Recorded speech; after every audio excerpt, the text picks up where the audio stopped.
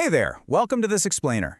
You know, we spend so much of our lives online, clicking links, streaming movies, sending messages, that we honestly take the underlying mechanics completely for granted. I mean, it just feels instantaneous, right? Click and boom, it's there.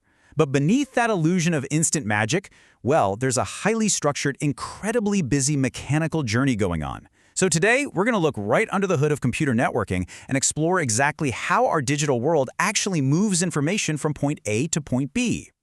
Now, when we think about sending a file across the internet, most of us visualize like a digital water hose. We imagine our data moving in this continuous, unbroken stream of light, flowing directly from its source to its destination. But wait, what if I told you that's not how it works at all?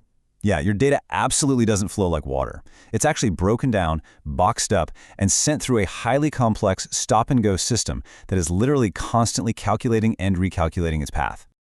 So here's our roadmap for today's explainer. First, we'll look at the magic of packets. Second, what exactly is store and forward? Third, the 6-step checkpoint. Fourth, the big benefits. And finally, number 5, the inevitable trade-offs. All right, let's jump straight into section 1, the magic of packets. The absolutely crucial concept here is packet switching. See, your data, whether it's a giant 4K movie or just a tiny text message, isn't sent as one massive heavy chunk. No way. Instead, the network breaks it down into smaller, highly standardized units. We call these units packets. Think of them like thousands of tiny puzzle pieces, but they aren't just raw data, right? Each and every packet is stamped with essential control information. It acts exactly like a shipping label. This label includes the source address of where it came from and the destination address of where it needs to go. Because of this, each tiny piece of your file can be individually routed across the globe. Which brings us to section 2. What is store and forward? When a packet reaches a router, one of those junction boxes on the internet, the router doesn't immediately forward it. Instead, it temporarily stores the entire packet. I really want to emphasize that word entire. The internet doesn't work like a continuous water hose. It works way more like a bucket brigade. The router actually has to catch the whole bucket, hold it, and look at it before passing it to the next person in line.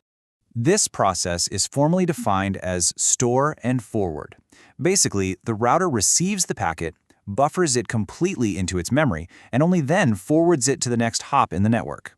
To ground this technical jargon a bit, imagine a physical post office. A clerk doesn't just grab a letter from your hand and blindly throw it onto some random departing truck, right? They take the letter, hold it, inspect the zip code, make sure the envelope isn't torn, figure out which specific truck is heading to that zip code, and then place it on the right pile. The router is doing that exact same mechanical process, just, millions of times a second. Okay, moving right along to section 3, the 6-step checkpoint. Let's follow the micro journey of a single heroic packet of data as it hits one of these routers. It triggers a staggering amount of work happening in the literal blink of an eye. Every single time a packet arrives, a strict chronological operation kicks off. Ready? First, the router must receive the packet fully from the incoming link. Second, it must check for errors, scanning the data to ensure nothing got corrupted in transit. Third, it determines the next hop by reading that destination address and checking its internal routing map.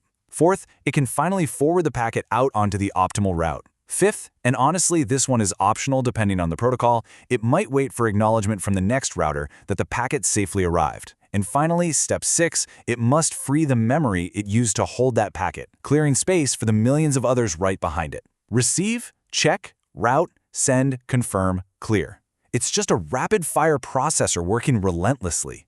So why do all this? Let's get into section 4, the big benefits.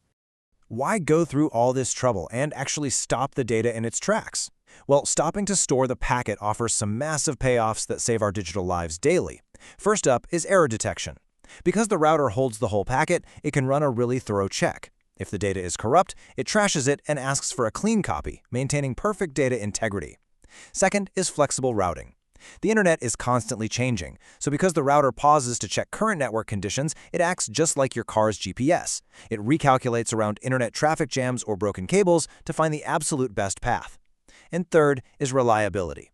If the next hop down the line goes completely offline, the router can literally hold on to your packet in its memory until a suitable alternative route opens up. Pretty smart, right? But of course, nothing is completely perfect. Section 5, the inevitable trade-offs. We really have to balance those incredible benefits against some practical considerations. The number one trade-off for this whole stop-and-go system is latency. Storing and forwarding takes time. It introduces a tiny fraction of delay at every single router your packet visits. So when you experience a minor lag in a fast-paced multiplayer video game, or maybe a slight delay on a video call, you are feeling the direct consequence of latency. It's the physical tax we pay to ensure our data actually arrives intact. The second consideration, buffering. To even execute store and forward, routers physically need enough memory to hold these packets.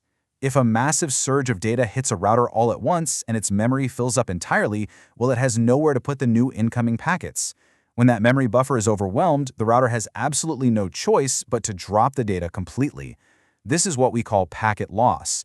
Your little puzzle pieces literally fall off the table and have to be resent from the very beginning. So the next time you casually click a link to load a web page, I want you to really think about what is actually happening behind the screen. Your request was chopped into tiny, standardized packets and sent hurtling across the globe. How many physical routers out there in the dark just caught your data, stored it entirely in their memory, checked it for errors, calculated the optimal path, and forwarded it on, all in a fraction of a millisecond? It's an invisible stop-and-go bucket brigade happening billions of times a second, seamlessly connecting our world. Thanks for hanging out with me on this explainer. Keep wondering and keep learning.